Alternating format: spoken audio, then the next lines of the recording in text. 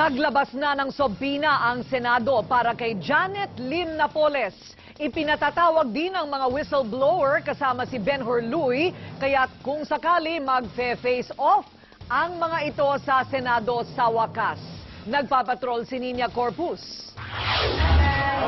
Nakangiti na ipinakita ni Senator TG Ginggona ang sapina na nag-uutos kay Janet Lim Napoles na humarap sa Senate Blue Ribbon Committee hearing sa November 7, kaugnay ng pork barrel scam. Aprobado na ito ni Senate President Franklin Drilon, pero kailangan pa rin magpaalam sa Makati RTC na may hawak sa kasong serious illegal detention laban kay Napoles. Can't think of any reason why they will not allow it. The subpoena is a compulsion. Okay. You have to follow it. Ayon kay Ginggona, hindi dapat problema ang seguridad dahil ise-secure naman ng PNP si Napoles. Kapag natuloy ang lahat, magkakaharapan sa Senado sina Napoles at ang mga whistleblower kasama na dito si Ben Hurluy.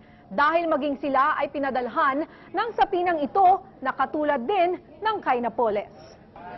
Tiyak namang mawawala ang ngiti ni Ginggona sa sinabi ng abogado ni Napoles na si Attorney Lorna Capunan na gagamitin niya ang right against self-incrimination para hindi lalong madiin sa mga akusasyon.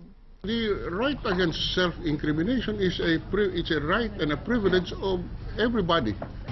Well, sana she bears everything para matapos na ito. Nakakapagod na eh. If I were her lawyer, I will not allow her to testify. May kaso na siya eh. Wala pang formal na kasong nasasampa sa korte laban kay Napoles kaugnay ng pork barrel scam. Nina Corpus, Patrol ng Pilipino.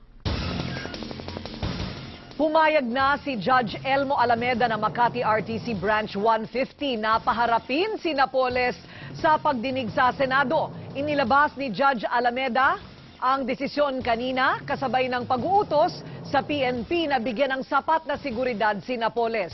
Hawak ng Makati RTC Branch 150 ang kasong serious illegal detention na isinampa ni Ben Hurluy laban kay Napoles.